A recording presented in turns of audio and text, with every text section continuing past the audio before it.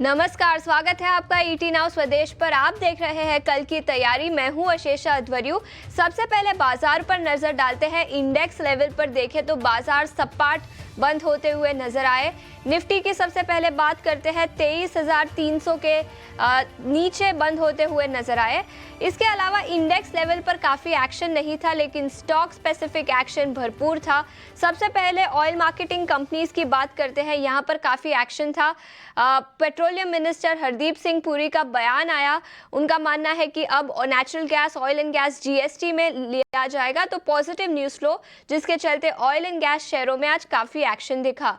Real estate stocks में भी काफ़ी एक्शन था। Mahindra life sciences, Godrej properties, Phoenix mills कुछ टॉप गेनर्स थे निफ्टी रियल एस्टेट इंडेक्स से। रेलवे शेयरों में भी आज काफ़ी एक्शन दिखा। रेलटेल को कुछ नए ऑर्डर्स मिले करीब 11 करोड़ के मिनिस्ट्री ऑफ डिफेंस से, जिसके चलते रेलटेल भी 7.5% की तेजी के साथ बंद होता हुआ नजर आया। इसके अलावा शुगर स्टॉक्स, यहाँ पर भी हरदीप सिंह पुरी की कुछ कमेंट आई, जहां इथेनॉल ब्लेंडिंग का टारगेट अब बढ़ाकर 25% कर दिया है FY25 तक, जिसके चलते शुगर शेयरों में भी आज काफ़ी एक्शन दिखा। लार्ज कैप स्पेस से टाटा मोटर्स पर नजर डालते हैं। इन्वेस्टर डे बीट था और कुछ मैनेजमेंट कमेंट्री निकल कर आई आउटलुक को लेकर। सबसे पहले उन्होंने कहा कि फ्री कैश फ्लो जो कंपनी जनरेट करती है वो इम्प्रूव होता हुआ नजर आएगा। डीमर्जर 1 जुलाई FY2025 तक खत्म होता हुआ नजर आएगा। तो कई सारी इंपॉर्टेंट डिटेल्स थी आउटलुक को लेकर, जिसके चलते टाटा मोटर्स में भी 1.5% से ज्यादा की तेजी दिखी। इसके अलावा दो स्टॉक्स जो ब्रोकरेज रिपोर्ट्स के दम पर फोकस में थे, उस पर भी नजर डालेंगे। एक है ONGC, जहां जेफरीज की रिपोर्ट आई, खरीदारी की राय दी उन्होंने और 390 रुपए प्रति शेयर का लक्ष्य रखा। जेफरीज का मानना है कि हाल ही में काफी करेक्शन दिखा था ONGC में, तो अब अच्छे खरीदारी के मौके ONGC में बन रहे हैं। और दूसरा स्टॉक है HCC। यहाँ पर भी करीब 18% की तेजी दिखी। यहाँ पर इलारा ने इनिशिएट किया कवरेज। उनका मानना है कि आउटलुक काफ़ी पॉजिटिव है, डेट कम हो सकती है, ऑर्डर इनफ्लोज बढ़ सकते हैं, जिसके चलते HCC में भी 18% से ज़्यादा की तेज़ी दिखी। इसके अलावा तीन और स्टॉक्स जो ब्लॉक डील्स के दम पर फोकस में थे। एक है इंटरग्लोब एविएशन, जहां प्रमोटर्स ने 2% हिस्सेदारी बेची। IRB इंफ्रा भी करीब 5-5.5% की गिरावट के साथ बंद होता हुआ नजर आया। सिंट्रा ने करीब 7% हिस्सेदारी बेची और होनासा कंज्यूमर में भी एक ब्लॉक डील हुई थी, जिसके चलते इस स्टॉक पर भी करीब 4 से 4.5% की गिरावट दिखी। इंडेक्स में तो कुछ एक्शन नहीं था, लेकिन स्टॉक स्पेसिफिक मूव्स काफ़ी दिखे आज के बाजार में। आगे बढ़ते हैं, हमारे दो गेस्ट को अब हमारे साथ जोड़ लेते हैं। शर्मिला जोशी, जो sharmilajoshi.com से हमारे साथ जुड़ी है, और उसी के साथ Rahul Ghosh, founder and CEO algorithm powered advisory platform से हमारे साथ जुड़ चुके हैं। बहुत बहुत शुक्रिया अपना समय निकालकर ईटी नाउ स्वदेश के साथ जुड़ने के लिए। सबसे पहले राहुल, आपके पास आना चाहूंगी। टेक्निकल्स पर देखें तो अब बाजार पर क्या राय बनती है? नमस्ते और गुड आफ्टरनून। तो मेरे ख्याल से अभी एक परफेक्ट टाइम है थोड़ा पैसा मार्केट से निकालने के लिए। 23,300 के आसपास ना FIIs या DIs का कोई कन्विक्शन है ऊपर के साइड में ना, और मार्केट भी जनरली ओवरस्ट्रेच लग रहा है। तो अपसाइड पोटेंशियल एक 200 पॉइंट या 250 पॉइंट एकदम मैक्सिमम लेवल पे हो सकता है, पर डाउनसाइड में 600-700 पॉइंट एटलीस्ट का डाउनसाइड पोटेंशियल है। मैं ये नहीं कहने की कोशिश कर रहा हूँ कि कोई बड़ा करेक्शन शुरू होगा, बट इंडेक्स से अभी थोड़ा हट जाना बेटर रहेगा, specifically with respect to Nifty. Levels की अगर बात करें तो 23,000 के पुट राइटर्स अभी भी बहुत एक्टिव है, बट इसका ये मतलब नहीं कि 23,000 पे इंडेक्स रुक सकता है। अगर एक छोटा सा करेक्शन हुआ 400-500 पॉइंट का, तो 22,700 आई बेग योर पार्डन तक मार्केट गिर सकता है। सी कमजोरी इंडेक्स में अब दिखाई दे सकती है। ये थी टेक्निकल राय। फंडामेंटल राय भी ले लेते हैं। शर्मिला, आपसे पूछना चाहूंगी, अब तो सभी ट्रिगर्स बाजार के लिए जो थे, इलेक्शन आउटकम, मिनिस्ट्रीज भी अब एलोकेट की गई है, तो फंडामेंटल्स पर बाजार पर क्या राय बनती है? बजट तक और कोई ट्रिगर जो बाजार पर इम्पैक्ट कर सकता है?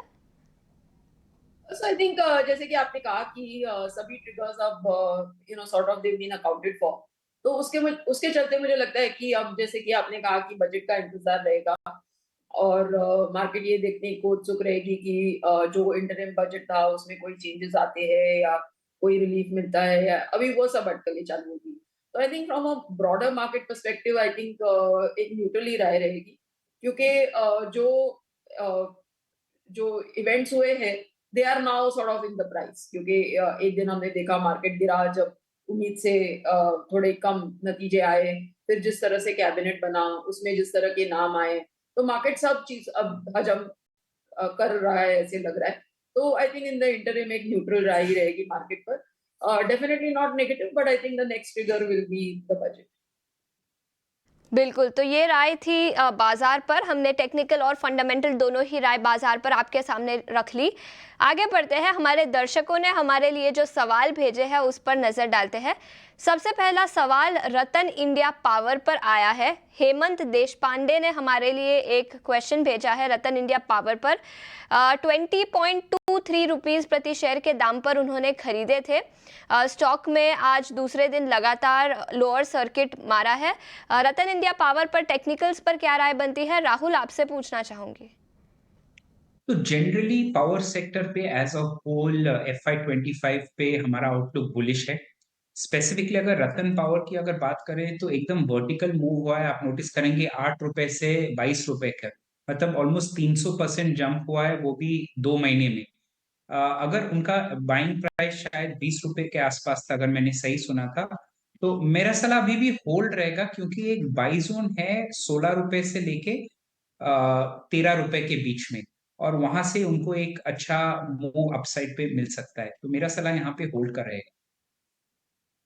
पावर पर होल्ड की राय अभी के लिए। इसके अलावा ऑयल एंड गैस स्टॉक्स पर नजर डालते हैं तो गेल इंडिया पर विजय ने सवाल भेजा है। उनके पास करीब 2200 शेयर है जो उन्होंने 209 रुपए प्रति शेयर के दाम पर खरीदे थे। याद रखें, ऑयल एंड गैस शेयरों में पिछले कुछ दिनों में काफ़ी एक्शन दिखा है। आज ही हरदीप सिंह पुरी की कुछ कमेंट आई कि अब ऑयल एंड गैस को जीएसटी में भी लिया जाएगा, तो लिस्टेड प्लेयर्स है उनका मार्केट शेयर बढ़ सकता है। तो पॉजिटिव न्यूज़ फ्लो तो आई है। फंडामेंटल राय ही ले लेते हैं। शर्मिला, आपसे पूछना चाहूंगी, गेल पर आपकी क्या राय रहेगी? उनके पास ऑलरेडी पोजीशंस है, 2200 शेयर है करीब, तो गेल इंडिया पर क्या राय बनेगी? सो मुझे लगता है कि I am not really going कि आज जिस तरह की खबरें चली उस पर, लेकिन अगर आप गेल देखें, उसके नतीजे देखें, उसका जो इथेन प्लांट का अपडेट है उसको देखें, और उसके साथ साथ वैल्यूएशंस भी जुड़े, तो मुझे लगता है कि उनको इसमें बने रहना चाहिए। मेरे हिसाब से टारगेट्स करीबन 240 के रह सकते हैं, तो उसको ध्यान में रखते हुए उनको बने रहना चाहिए। ठीक है, तो बने रहने की सलाह गेल इंडिया पर। आगे बढ़ते हैं। कंचन यादव ने BEL यानी भारत इलेक्ट्रॉनिक्स लिमिटेड पर अपना सवाल भेजा है। उनके पास करीब 1425 शेयर है जो उन्होंने 276 रुपीज़ प्रति शेयर के दाम पर खरीदे थे। अब देखें तो 286 के आसपास है, तो थोड़ा सा प्रॉफिट तो उनको BEL पर हुआ है। राहुल, टेक्निकल राय क्या रहेगी? अगर उनका नज़रिया 2 से 4 महीने का है तो BEL पर क्या राय बनेगी? तो BEL पे बहुत बार आपके शो पे भी रेकमेंड कर चुके हैं। ओवरऑल आउटलुक लॉन्ग टर्म के लिए बहुत ही बुलिश है, बट अगर 2 महीने का नजरिया है तो उनको शायद एटलीस्ट 50% प्रॉफिट बुक कर लेना चाहिए अभी 285 290 लेवल्स पे जो चल रहा है, और बाकी 50% होल्ड कर सकते हैं। तो यहाँ पे सलाह होगा हाफ क्वांटिटी बुक करने के लिए, अनलेस उनका एक लॉन्ग टर्म नजरिया है फॉर एटलीस्ट 1.5 2 years। तो 2 से 4 महीने का अगर नज़रिया है भारत इलेक्ट्रॉनिक्स पर, तो आपको आधा प्रॉफिट बुक कर लेना चाहिए। लेकिन लॉन्ग टर्म का नज़रिया अभी भी काफ़ी पॉजिटिव है भारत इलेक्ट्रॉनिक्स लिमिटेड पर। आगे बढ़ते हैं और एविएशन इंडस्ट्री से स्पाइस जेट पर नज़र डालते हैं।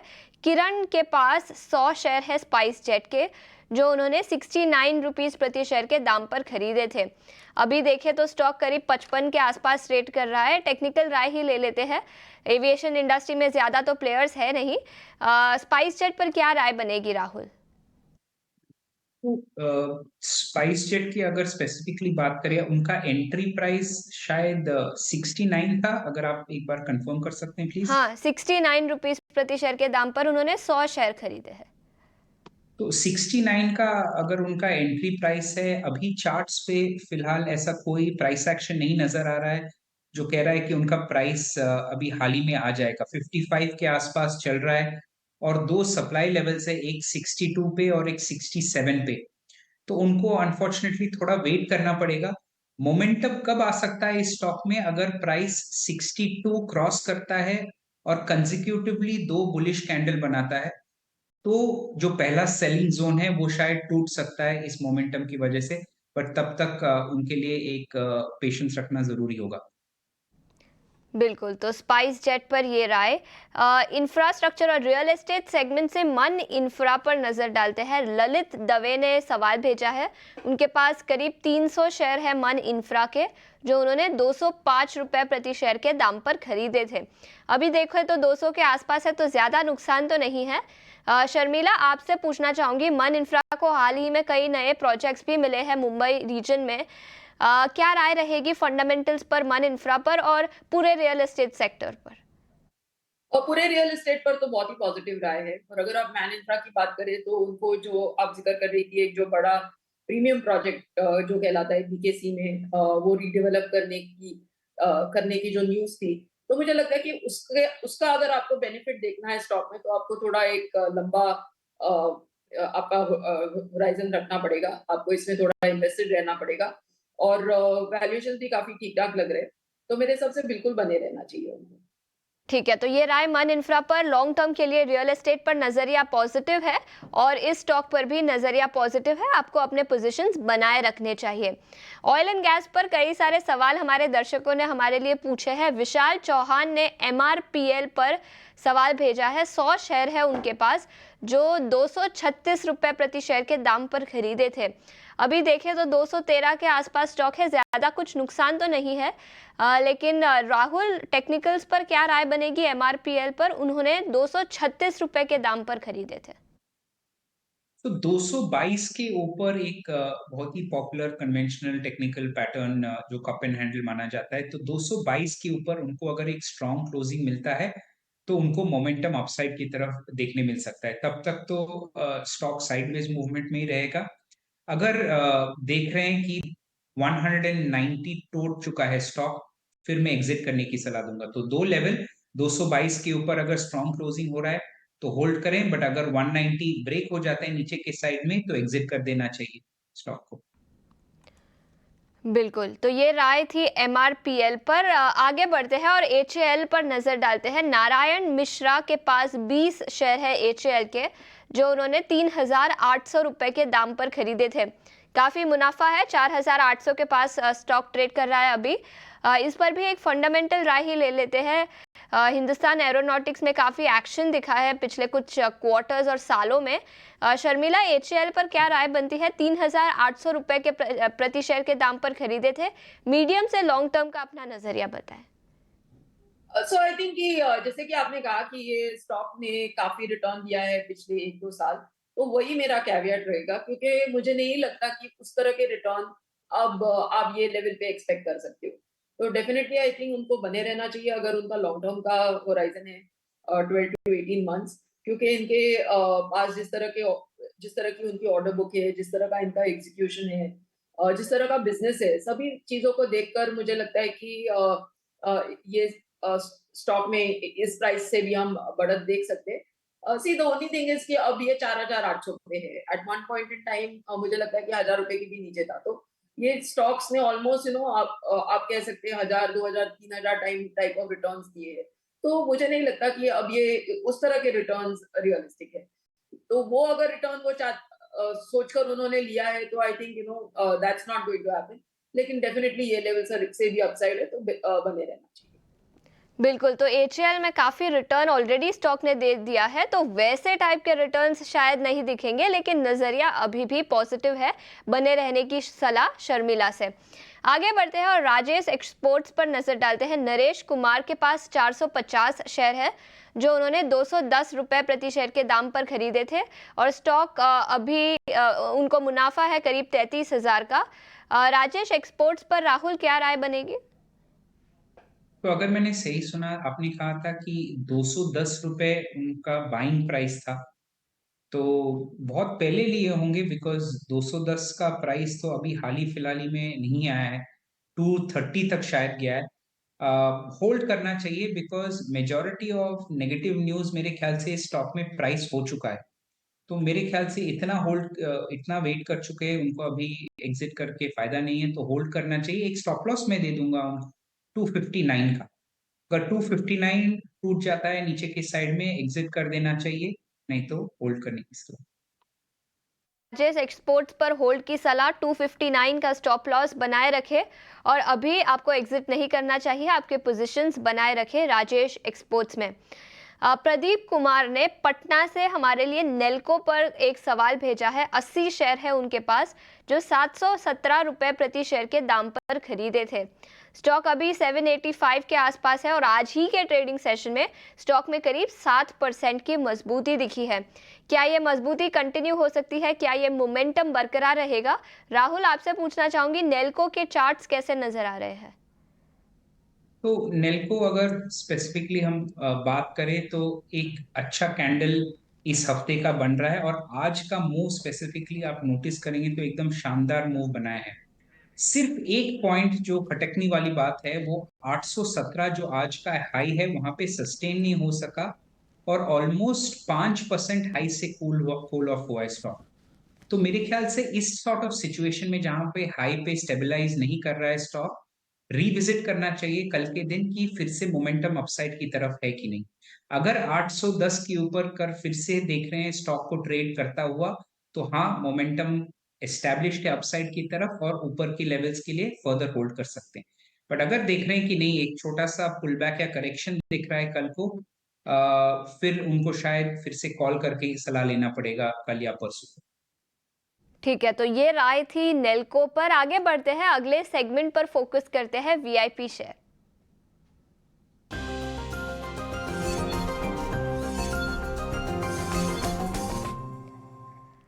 शर्मिला, सबसे पहले आपके पास आना चाहूंगी। वीआईपी सेगमेंट में कौन सा स्टॉक रेकमेंड करना चाहेंगे? फंडामेंटल नजरिए से कौन सा स्टॉक आप हमारे दर्शकों को बताना चाहेंगे? मैं कैम्स रेकमेंड करना चाहूंगी।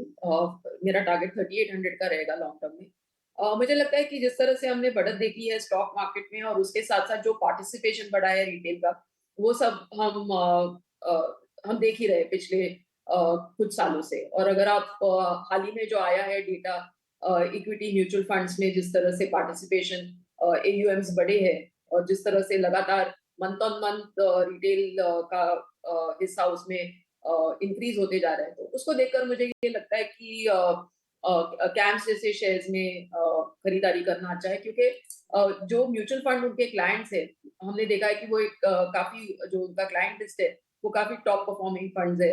और ये जो प्रोसेस रहेगा, जो लोग आकर्षित होते जाएंगे मार्केट्स में, मेरे हिसाब से इसके लिए काफी एक और there is enough scope of growth. तो इसको ध्यान में रखते हुए मुझे लगता है कि आप कैम्स ले सकते हैं विद द टारगेट ऑफ 3800। बिल्कुल, तो फंडामेंटल्स पर देखें तो कैम्स काफ़ी अच्छा नज़र आ रहा है। 3800 तक के लक्ष्य कैम्स में दिख सकते हैं। 12 महीने का टाइम होराइजन रहेगा। ये थी राय शर्मिला की तरफ से। राहुल, आपसे पूछना चाहूंगी, आपके स्टॉक स्पेसिफिक आइडियाज क्या रहेंगे? मेरे साइड से एक IT counter Dixon Technologies, I feel जो 2-2.5 साल का बेयर मार्केट था आईटी में, वो फाइनली बाहर आ रहा है, और उसमें भी सेलेक्टिव स्टॉक्स बहुत ही बेहतरीन परफॉर्म कर रहे हैं, और डिक्सन टेक्नोलॉजी उनमें से एक है। तो 10,100 के आसपास प्राइस चल रहा है, 10,000 पे बाई कर सकते हैं, जो 1% दूर है। स्टॉप लॉस 9700 का रखिए, और 10,500 और 10,800 का 2 टारगेट रख सकते हैं। तो long Dixon Technologies at 10,000 rupees. ठीक है, तो डिक्सन टेक्नोलॉजीज पर खरीदारी की राय। 10,500 से 10,700 तक के लेवल्स इस स्टॉक पर नजर आ सकते हैं। शुक्रिया करेंगे हमारे दोनों ही गेस्ट को जो हमारे साथ जुड़े, राहुल और शर्मिला। शुक्रिया अपना समय निकालकर ईटी नाउ स्वदेश के साथ जुड़ने के लिए। लेकिन इतना ही समय था हमारे पास इस शो पर। बने रहिए ईटी नाउ स्वदेश के साथ। नमस्कार।